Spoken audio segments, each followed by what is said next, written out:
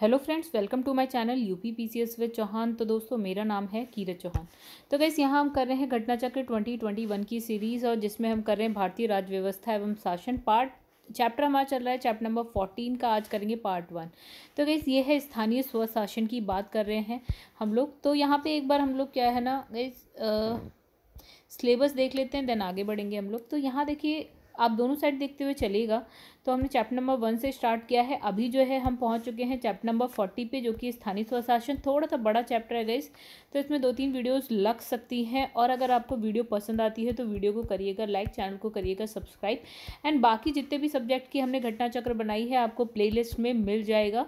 ठीक है, प्लेलिस्ट आपको सारी मिल जाएंगी डिस्क्रिप्शन बॉक्स में। चलिए गाइस, सब क्या करते हैं ना, फटाफट बिना टाइम वेस्ट किए हम लोग स्टार्ट करते हैं अपना जो चैप्टर है उसको।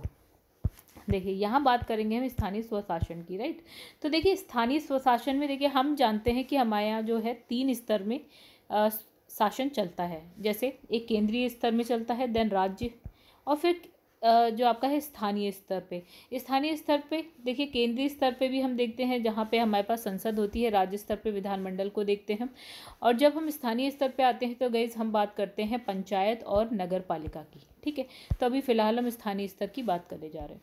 चलिए शुरू करते हैं। तो पंचायती राज, देखिए पंचायती राज लोकतांत्रिक विकेंद्रीकरण की व्यवस्था है। यानी कि आपने क्या है, शक्तियाँ खाली और खाली केंद्र को नहीं दे रखी हैं पूरी की पूरी। ठीक है, आपको अगर लोकतांत्रिक राज्य बनाना है तो आपको जो शक्तियाँ हैं वो केंद्र के बाद राज्य, और राज्य के बाद स्थानीय निकायों को देनी पड़ेगी, राइट। जैसे कि पंचायत को, नगर पालिकाओं को, मतलब ज़मीनी स्तर तक आपको पहुंचना पड़ेगा।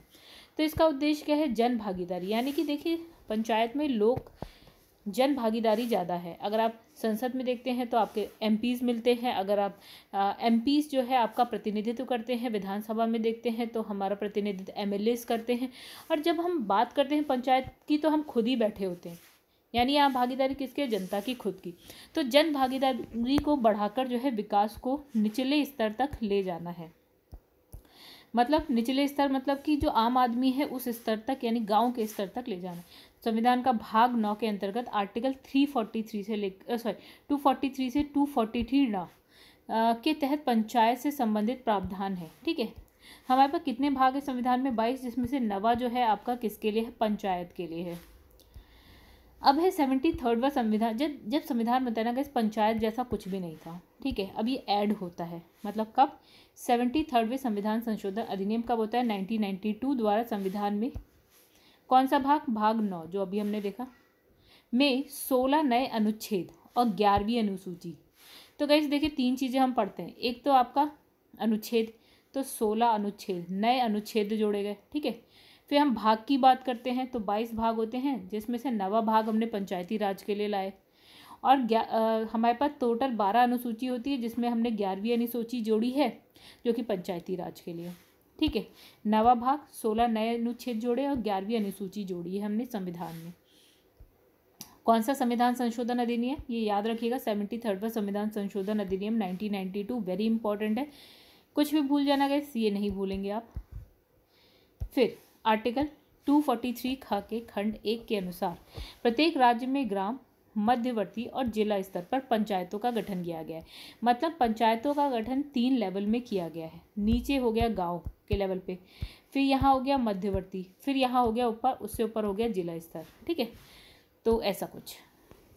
फिर लिखा है, तथापि खंड 2 के अनुसार मध्यवर्ती स्तर पर पंचायतों का उस राज्य में गठन नहीं किया जा सकेगा जहाँ जो जनसंख्या है ना, जिस राज्य की 20 लाख से कम हो। ठीक है, मतलब इसने कहा 3 लेवल में पंचायत है, एक तो ग्राम लेवल पे, एक मध्यवर्ती और एक जिला स्तर पर। तो इसने कहा कि ये सब एक जैसे पंचायतों के लिए ये 3 लेवल होंगे। लेकिन अगर कोई राज्य ऐसा है जहाँ की जनसंख्या 20 लाख से क्या होगी, कम है अगर, तो यहाँ पे मध्यवर्ती लेवल को हटा दिया जाएगा, तो ग्राम और जिला स्तर पर ही रहेगा, 2 स्तर पे रहेंगे। फिर लिखा है 11वीं अनुसूची। देखिए, 11वीं अनुसूची तो जोड़ी गई थी, में कुल जो है 29 विषयों का उल्लेख किया गया है। तो 11वीं अनुसूची में आपको कौन कौन से विषय मिलेंगे, कितने मिलेंगे, तो 29 विषय मिलेंगे, जिसका उत्तरदायित्व किसको सौंपा गया है, पंचायतों को सौंपा गया है। यानी कि 29 ऐसे विषय हैं 11वीं अनुसूची में, जिसको हमने किसको सौंपा है, पंचायतों को, मतलब जो पंचायतों के लिए, जिस पे जो काम करेगा कौन करेगा, पंचायतें करेंगी। लेकिन इसमें लिखा है राज्य विधानमंडल विधि द्वारा उन्हें शक्तियां और प्राधिकार प्रदान कर सकता है। मतलब जो ये शक्तियां हैं ना, ये जो विषय हैं, ये राज्य का जो विधानमंडल है वो कानून बनाएगा, और ये जो भी आपके विषय हैं वो किसको दे देगा, पंचायतों को देगा। ठीक है, मतलब इस पे कानून बनाने का काम कौन करेगा, राज्य का विधानमंडल। ठीक है, मतलब यही विधि बनाएगा और फिर शक्तियाँ पंचायतों को देगा, या प्राधिकार जो है पंचायतों को प्रदान करेगा। चाहे तो नहीं भी करेगा, चाहे तो कर दे, कितनी करे ये सब विधानमंडल के ऊपर है। पंचायती राज राज्य सूची का विषय है। जैसे हमने देखा गया 7th अनुसूची जो होती है उसमें तीन सूचियाँ होती हैं। एक होती है आपकी संघ सूची, एक होती है राज्य सूची, एक होती है समवर्ती सूची। तो राज्य सूची का विषय है आपका पंचायती राज, यानी कि इस पे जो कानून बनाने का अधिकार होगा वो राज्य सरकार को होगा। अब आर्टिकल 343 ग के तहत पंचायतों की संरचना से संबंधित प्रावधान राज्य की विधानमंडल तैयार करती है। तो अगर आपको ये नहीं याद हो रहा कोई बात नहीं, इसने कहा कि जो पंचायतों की जो संरचना होगी ना, उससे संबंधित प्रावधान अगर बनाना होगा, कौन बनाएगा, जो राज्य स्तर पर विधानमंडल होती है वो। नेक्स्ट, पंचायत का चुनाव कौन करवाएगा, इस राज्य सरकार द्वारा, हाँ, कराने का निर्णय राज्य सरकार द्वारा लिया जाएगा। कौन कराएगा, नहीं, निर्णय कौन लेगा, राज्य की सरकार, जिस भी राज्य की पंचायत होगी उसकी सरकार। तो पंचायतों की अवधि 5 वर्ष की होती है, परंतु उन्हें जो है समय से पहले विघटित किया जा सकता है। मतलब वैसे अवधि बन गई पंचायत तो 5 साल तक चलेगी, राइट, लेकिन अगर कुछ गड़बड़ होती है तो उसे समय से पहले भी खत्म किया जा सकता है। पंचायतों की वित्तीय स्थिति का पुनरावलोकन करने के लिए वित्त आयोग के गठन का प्रावधान है। यानी कि वित्तीय स्थिति हम कैसे अच्छी करें, उसके लिए हमने क्या करा, वित्त आयोग का गठन किया। ठीक है, अब इसमें लिखा है कि ये आर्टिकल है गाइस, याद हो गया तो ठीक है, नहीं हुआ तो कोई बात नहीं। आर्टिकल 243 म के तहत क्या है, यदि वित्त आयोग नगर पालिकाओं की वित्तीय स्थिति का भी पुनर्लोकन करता है। मतलब इसने ये कहा जो वित्त आयोग है वो पंचायतों की भी जो आपकी वित्तीय स्थिति है उसका पुनर्वलोकन करता है और नगर पालिकाओं की भी करता है। आर्टिकल 343 झा आर्टिकल 343 माँ के तहत ग्राम स्तर पर पंचायत क्षेत्र के भीतर समाविष्ट किसी ग्राम से संबंधित निर्वाचक नामावली में पंजीकृत लोगों से मिलकर ग्राम सभा का गठन होता है। देखिए, ग्राम स्तर पर हमारे पास क्या होती है, ग्राम सभा होती है, तो उसमें क्या होते हैं, पंजीकृत लोगों से मिलकर ये बनी होती है। ठीक है, ग्राम स्तर पर बात हो रही। भारतीय संविधान में राज्य नीति के निर्देशक तत्वों के तहत अनुच्छेद 40 राज्य में ग्राम पंचायतों के गठन का निर्देश देता है। तो गैस ये समझिए जो आर्टिकल 40 है वो कहता है कि भैया ग्राम पंचायतों के गठन के बारे में है। और आर्टिकल 40 किस में आता है, आपका DPSP directive principle of state policy यानी कि राज्य के नीति निर्देशक तत्वों में आता है। इसमें लिखा है ग्राम पंचायत, मतलब ग्राम में पंचायत होनी चाहिए। मतलब पंचायत पहले नहीं थी गैस, बाद में थी, लेकिन DPSP में लिख रखा था कि कभी ना कभी बनाई जाए, ऐसा तो बन जाती है। कौन सा 73rd संविधान संशोधन आता है 1992 में और ग्राम पंचायत का गठन होता है। चलिए, का प्रावधान आता है। ठीक है, और इसमें लिखा है 1957 में गठित एक समिति है जिसका नाम है बलवंत राय मेहता समिति में ग्रामीण क्षेत्रों में, कब की बात हो रही है, 1957। तो ग्रामीण क्षेत्रों में त्रिस्तरीय पंचायत प्रणाली का सुझाव दिया। तो वैसे ये समिति याद रखिएगा। ठीक है, सबसे पहले इन्होंने ही दिया कि भैया ग्राम स्तर पर ना 3 स्तरीय पंचायत प्रणाली होनी चाहिए। तो वो 3 स्तर इसने कौन कौन से बताए हैं समिति ने, एक ग्राम स्तर और एक फिर ब्लॉक और उससे ऊपर जिला स्तर। ठीक है, यानी कि 3 स्तर इसने भी बताए हैं, ग्राम स्तर, ब्लॉक स्तर, जिला स्तर। और अभी हमारा जो चल रहा है हम क्या बोलते हैं, ग्राम स्तर पर यानी कि जो पंचायत है, और उसके बाद मध्यवर्ती और फिर है जिला स्तर पर, राइट। और जहाँ 20 लाख से कम जनसंख्या है उसमें मध्यवर्ती स्तर पे नहीं होती है। अब लिखा है पंचायती राज व्यवस्था का शिल्पी यानी कि वास्तुकार किसको कहा गया है, बलवंत राय मेहता को, जो इस समिति के अध्यक्ष थे। कौन सी समिति, अभी जो हमने देखी, बलवंत राय मेहता समिति के अध्यक्ष थे बलवंत राय मेहता। तो इन्हें पंचायती राज व्यवस्था का क्या बोला गया है, वास्तुकार, या फिर हम कह सकते हैं शिल्पी। तो मेहता समिति के बाद के संथानम समिति, ठीक है, एक तो हमने ये समिति पढ़ ली। अब दूसरी है के संथानम समिति।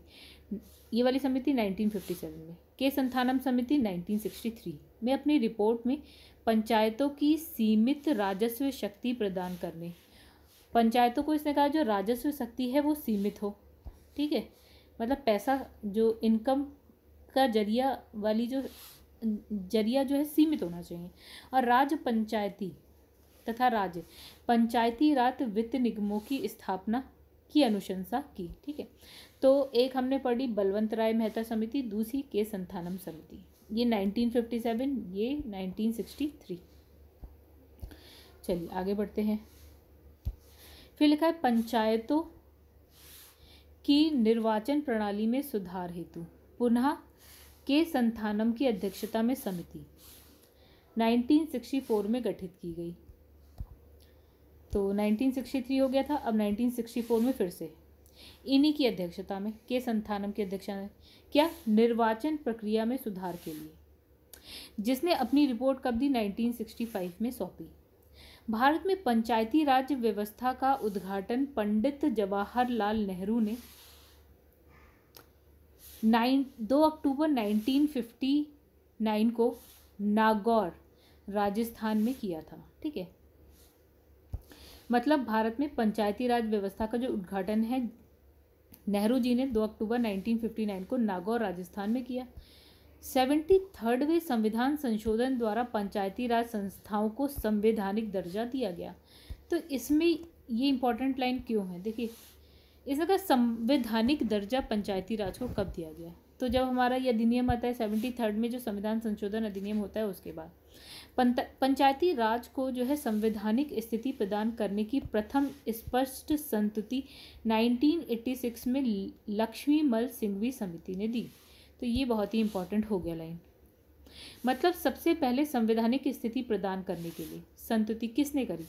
देखिए ये वाले जो संविधान संशोधन हम 1992 की बात कर रहे हैं, तो उससे पहले 1986 में दी, किसमें, लक्ष्मीमल सिंघवी समिति ने दी थी। तो ये बहुत इंपॉर्टेंट हो गया गाइस, ये क्वेश्चन बहुत बार मतलब क्वेश्चन आ चुका है।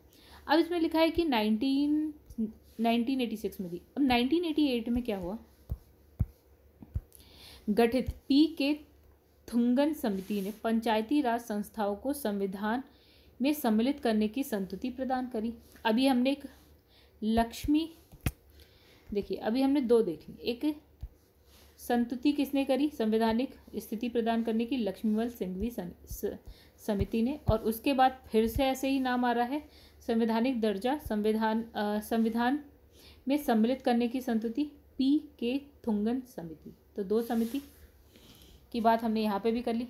अब इसने कहा पूर्व में 1977 में गठित अशोक मेहता समिति ने यह सहमति व्यक्त की थी कि भारतीय संविधान के कुछ प्रावधान पंचायती राज व्यवस्था के संदर्भ में महत्वपूर्ण है, अतः भारत सरकार को इन पर विचार करना चाहिए। तो 3 समिति हमने देख ली, एक हमने देखी लक्ष्मीमल सिंघवी समिति, दूसरी हमने देखी पी.के. थुंगन समिति, तीसरी अशोक मेहता समिति।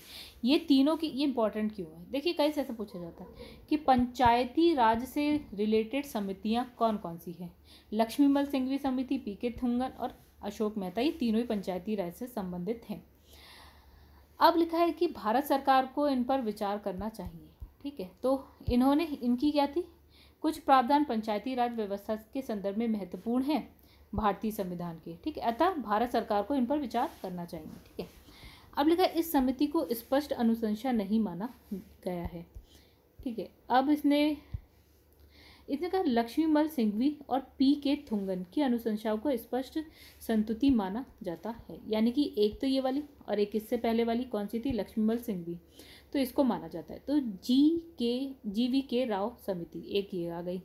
तो इसका गठन 1985 में किया गया, जिसमें पंचायतों के चुनाव नियमित रूप से कराए जाने की अनुशंसा की गई। तो जी.वी. के पंथ में क्या था, चुनाव जो है नियमित रूप से हो, हर 5 साल पे होते रहे, ये कहा गया। 73वीं संविधान संशोधन अभी पालन करने वाला प्रथम राज्य, जो जब पंचायती राज की बात हुई तो प्रथम राज्य कौन सा बना, मध्य प्रदेश बना, ठीक है। फिर देखा आर्टिकल 343(घ)(3) के अनुसार पंचायतों में तथा आर्टिकल 343(3) के तहत नगर पालिका में सभी स्तर पर महिलाओं को 1/3 1/3 आरक्षण प्रदान किया गया। मतलब इसने कहा कि पंचायतों में भी और नगर पालिका में भी क्या हुआ, महिलाओं को यानी कि जो फीमेल है उनको 1/3 आरक्षण मिला। मतलब जितने भी सदस्य आएंगे उसमें 1/3 महिलाएं होंगी। ठीक है, फिर आगे बढ़ते हैं। इसमें लिखा है तृणमूल लोकतंत्र, ग्रॉस रूट डेमोक्रेसी, अतः जमीनी स्तर पर लोकतंत्र का संबंध लोकतंत्र के विकेंद्रीकरण से है। ठीक है, किसी व्यक्ति के लिए पंचायत या फिर नगर पालिका सदस्य बनने की न्यूनतम आयु कितनी है? 21 वर्ष। ठीक है, अगर आपको पंचायत या नगर पालिका का सदस्य बनना है तो आप मिनिमम तो 21 साल के होने चाहिए। फिर लिखा है आर्टिकल 343(ट) के तहत पंचायतों के लिए कराए जाने वाले निर्वाचनों के लिए राज्य निर्वाचन आयोग की व्यवस्था की गई। मतलब अगर आपको पंचायत या नगर पालिका के लिए इलेक्शन करवाने हैं गाइस, तो उसके लिए कौन होता है? राज्य निर्वाचन आयोग होता है। ठीक है, राज्य में इलेक्शन कमीशन होता है, जिसमें क्या है, राज्यपाल द्वारा नियुक्त एक क्या होता है? राज्य निर्वाचन आयुक्त होता है। ठीक है, तो इस निर्वाचन आयोग में एक निर्वाचन आयुक्त होता है। कौन नियुक्त करता है? राज्यपाल। नेक्स्ट पढ़ते हैं आगे। तो आर्टिकल 243 या का के तहत नगर पालिकाओं के निर्वाचन को भी यही आयोग यानी कि जो राज्य का निर्वाचन आयोग है, राज्य निर्वाचन आयोग है, वही संचालित करता है। शहरी स्थानीय स्वशासन प्रणाली, अब हम नगर पालिका की बात करेंगे। तो इसके लिए क्या होता है? देखिए पंचायत के लिए 73वां संविधान संशोधन अधिनियम 1992 की बात करी हमने, ये पंचायत के लिए था। अब अगर आपको नगर पालिका यानी कि शहरी स्थानीय स्वशासन प्रणाली की बात करनी है, वो तो अभी हमने ग्राम स्तर की कर ली, अब शहर स्तर की करेंगे। तो 74वें संविधान संशोधन अधिनियम 1992 द्वारा संवैधानिक दर्जा प्रदान किया गया इसे। ठीक है, इस अधिनियम के द्वारा देखिए जब हमने पढ़ा पंचायत के लिए तो भाग कौन सा जोड़ा गया था? 9, और इसके लिए 9 का। ठीक है, तो इसमें कितने नए अनुच्छेद जोड़े गए हैं? 18, और पंचायती राज वाले में 16 जोड़े गए थे। ठीक है, और कौन सी अनुसूची जोड़ी गई है इसमें? 12वीं। पंचायती राज वाले में 11वीं अनुसूची जोड़ी गई थी। चलिए आगे बढ़ते हैं। लिखा है 74वें संविधान संशोधन द्वारा आर्टिकल 243 था के तहत 3 प्रकार की नगर पालिकाओं का प्रावधान है। उसमें भी 3 स्तरीय पंचायत का था, एक आपका ग्राम स्तर पर, एक माध्यमिक स्तर पर, एक आपका जिला स्तर पर। इसमें 3 प्रकार की हैं। कौन कौन सी है गाइस? एक हो गई आपकी नगर पंचायत, एक हुई नगर पालिका परिषद, एक होगी नगर निगम। ठीक है, तो नगर निगम तो आपने बहुत बार सुना होगा। तो सबसे नीचे लेवल नगर पंचायत, उससे ऊपर आपका नगर पालिका परिषद, उसके बाद उसके ऊपर हो गया नगर पंचायत। नगर पालिका के सभी सदस्य प्रत्यक्ष रूप से उस क्षेत्र के मतदाताओं द्वारा चुने जाते हैं।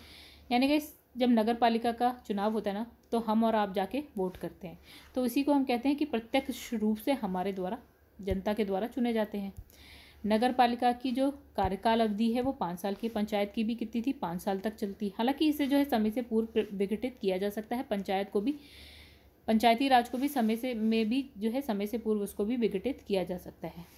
इसलिए नगर पालिकाओं के चुनाव के निर्देशन, नियंत्रण, प्रबंधन, ये सब राज्य निर्वाचन आयोग के अधिकार में होते हैं। वैसे पंचायत वाला भी जो चुनाव होता है और उससे रिलेटेड सब कुछ राज्य निर्वाचन आयोग ही करता है। ठीक है, केंद्र स्तर पे भी निर्वाचन आयोग होता है ना, जो आपका राष्ट्रपति, उपराष्ट्रपति, लोकसभा के मेंबर्स, विधानसभा के मेंबर्स का इलेक्शन करवाता है। ये पंचायती राज और नगर पालिका का करवाता है। कौन? राज्य निर्वाचन आयोग। लिखा है 12वीं अनुसूची में 18 विषय का उल्लेख किया गया है। नगर पालिका के लिए या शहरी स्तर की जो स्थानीय निकाय है, उस मतलब शासन है, उसके लिए 18 विषय थे। और अगर हम जब पंचायती राज की बात कर रहे थे दोस्तों, तो कितने विषय की हमने बात करी थी? हमने बात करी थी, कहाँ गया गाइस? 29 विषय। देखिए पंचायती राज के लिए 29 विषय लिखे हैं, और आपकी ये जो हम नगर पालिका जो शहरी स्तर में देख रहे हैं, तो वो 18 विषय का उल्लेख किया गया है, जिसका उत्तरदायित्व नगर पालिका को सौंपा गया है। मतलब इसमें 18 विषय हैं जिस पे काम कौन करेगा? नगर पालिका करेगी। अब फिर वही बात, राज्य विधानसभा जो है विधि द्वारा नगर पालिका को शक्तियां या प्राधिकार प्रदान कर सकती है। ऐसे ही पंचायत को भी कर सकती है, ठीक है। फिर आर्टिकल 243 या घ 1 के अनुसार, अगर ये आर्टिकल याद नहीं होते गाइस कोई टेंशन वाली बात नहीं, कोई बात नहीं, आपको पता होना चाहिए कि क्या चल रहा है। प्रत्येक राज्य में जिला स्तर पर जिले में पंचायतों और नगर पालिकाओं द्वारा तैयार की गई योजना का समेकन करने और संपूर्ण जिले के लिए एक विकास योजना का प्रारूप तैयार करने के लिए एक जिला योजना समिति का गठन किया जाएगा। मतलब इसने कहा एक जिला योजना समिति का गठन किया जाएगा जो प्रत्येक राज्य में जिला स्तर पर जिले में पंचायतों नगर पालिकाओं द्वारा जो भी योजना तैयार की जा रही है उसका समेकन करने, मतलब पंचायत ने भी कोई योजना तैयार करी, एक नगर पालिका ने भी कोई योजना तैयार करी, तो उसका समेकन करने, संपूर्ण जिले के लिए एक विकास योजना का प्रारूप तैयार करने के लिए एक जिला योजना समिति का गठन किया जाएगा। तो जिला योजना समिति इंपॉर्टेंट है गाइस, आर्टिकल 243 या घ 1 याद रखिएगा। अब 243 या 1 के अनुसार प्रत्येक महानगर क्षेत्र में संपूर्ण महानगर क्षेत्र के लिए विकास योजना का प्रारूप तैयार करने के लिए महानगर योजना समिति का गठन किया जाएगा, ठीक है। जो महानगर नहीं है उसके लिए कौन सा, एक जिला योजना समिति, और जो महानगर है उसके लिए महानगर योजना समिति का गठन किया जाएगा। महानगर जैसे गाइस मुंबई हो गया, दिल्ली हो गया, चेन्नई हो गया, कोलकाता हो गया, तो महानगर है। तो इसके लिए महानगर योजना समिति, ठीक है, विकास योजनाएं तैयार करने के लिए। और वैसे नॉर्मल देखा जाए तो जिला योजना समिति। भारत में सर्वप्रथम नगर निगम जो है 29 सितंबर 1988 को मद्रास में स्थापित किया गया था, ठीक है। और पंचायतों वाला हमने कहाँ देखा था सबसे पहले, मध्य प्रदेश में। यहाँ पे हम बात कर रहे हैं मद्रास। लॉर्ड रिपन को भारत में स्थानीय शासन का पिता कहा जाता है। तो ये स्वशासन का पिता किसको कहा जाता है, स्थानीय स्वशासन का पिता लॉर्ड रिपन को कहा जाता है। वेरी इंपॉर्टेंट है, याद रखिएगा। चलिए तो गाइस कुछ क्वेश्चन करते हैं, फिर इस वीडियो को करेंगे एंड। तो भारतीय संविधान के निम्नलिखित अनुच्छेदों में से कौन सा अनुच्छेद राज्य की सरकारों को ग्राम पंचायतों को गठित करने का जो है आपका निर्देश देता है, कौन सा आर्टिकल बोलता है। तो देखिए आर्टिकल 40 है जो कि आपके राज्य के नीति निर्देशक तत्वों में आता है, ठीक है। तो यही करता है। अब इसमें देखिए क्या लिखा है, संविधान का आर्टिकल 40 राज्य को ग्राम पंचायतों को संगठित करने का निर्देश देता है। ये राज्य के नीति निर्देशक तत्वों में शामिल है। आर्टिकल 40 में उपबंधित है कि राज्य ग्राम पंचायतों का संगठन करने के लिए कदम उठाएगा। राज्य मतलब जो राज्य सरकार है वो, तो उसको ऐसी राज्य सरकार ये सरकार मान लेते हैं, ठीक है। तो इसने कहा कि और उसको ऐसी शक्ति या प्राधिकार प्रदान करेगा जो उन्हें जो है स्वायत्त शासन की इकाइयों के रूप में कार्य करने योग्य बनाने के लिए आवश्यक हो। चलिए लिखा है भारतीय संविधान का आर्टिकल 40 राज्य को सार्थक कदमों हेतु परामर्श देता है। क्या कहता है आर्टिकल 40, ग्राम पंचायत के लिए ग्राम पंचायत के गठन के संबंध में परामर्श देता है। पंचायती राज को डैश के अंतर्गत स्वशासन की इकाई के रूप में संगठित किया गया। पंचायती राज 73वें संविधान संशोधन, भारतीय संविधान के 73वें संविधान संशोधन अधिनियम के तहत 1992, ठीक है।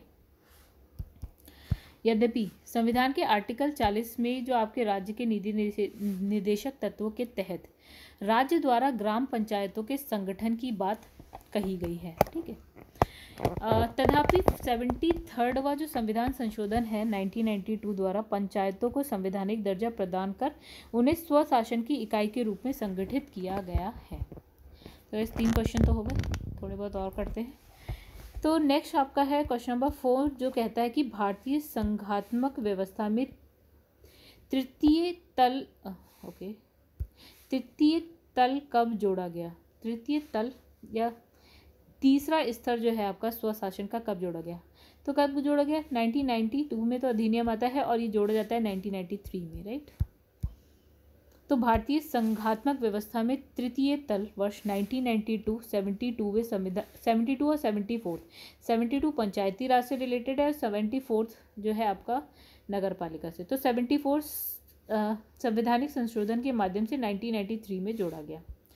72वां संविधान संशोधन ग्रामीण स्थानीय सरकार से संबंधित है, जिन्हें पंचायती राज संस्थाओं के रूप में जाना जाता है। और 74वां संविधान संशोधन जो है शहरी स्थानीय सरकार से संबंधित है, जिन्हें नगर पालिका भी कहा जाता है।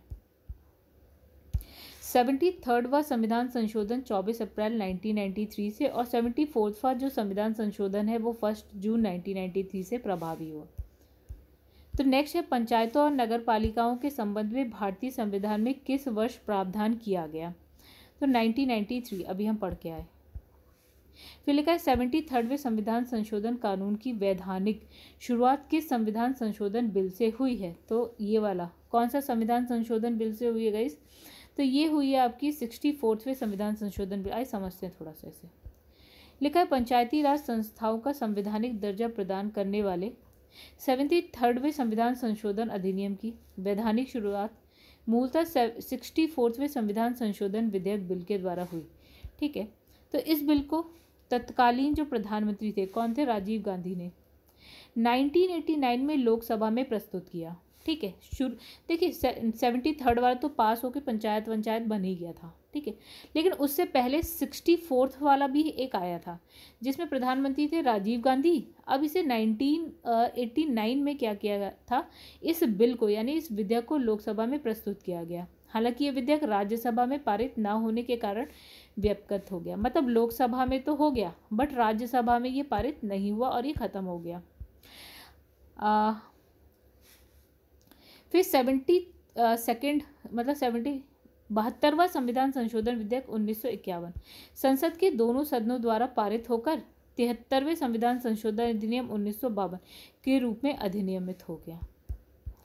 फिर लिखा है किस संविधान संशोधन के द्वारा पंचायती राज संस्थाओं को संवैधानिक दर्जा प्रदान किया? कौन सा संविधान संशोधन अधिनियम था? 73वां। तो 73वां था 1992 द्वारा। संविधान में कौन सा भाग जोड़ा गया? 9। कौन सी अनुसूची जोड़ी गई? 11वीं। ठीक है, तो हमने क्या किया? पंचायती राज को एक संवैधानिक स्तर या दर्जा प्रदान किया। 73वें संविधान संशोधन 1992 में जो प्रधानमंत्री थे कौन थे उस वक्त? PV नरसिम्हा राव थे। ठीक है, चलिए नेक्स्ट क्वेश्चन देखते हैं। तो गाइस यहाँ लिखा है निम्नलिखित में से भारतीय संविधान का कौन सा संशोधन पंचायती राज व्यवस्था को संवैधानिक दर्जा प्रदान करता है? तो वेरी सिंपल 73। भारत के संविधान के 73वें संशोधन का संबंध किससे है? पंचायती राज व्यवस्था से। भारत के संविधान में पंचायतों और नगर पालिकाओं के संबंध 73 और 74 संविधान संशोधन जब हुए उस समय भारत के प्रधानमंत्री कौन थे? तो PV नरसिम्हा राव थे। तो इनका जो टाइम पीरियड था ना वो था 1991 से लेकर 1996 के मध्य था। और 73वां और 74वां संविधान संशोधन क्रमशः राज्य की पंचायतों और नगर पालिकाओं के संबंध में था। ठीक है, तो बस ये वाली वीडियो करते हैं यहीं पे ख़त्म। बाकी जो है आगे के क्वेश्चंस हम लाएंगे आगे की वीडियो में। चलिए गाइस, अगर वीडियो पसंद है तो वीडियो को करिएगा लाइक, चैनल को करिएगा सब्सक्राइब।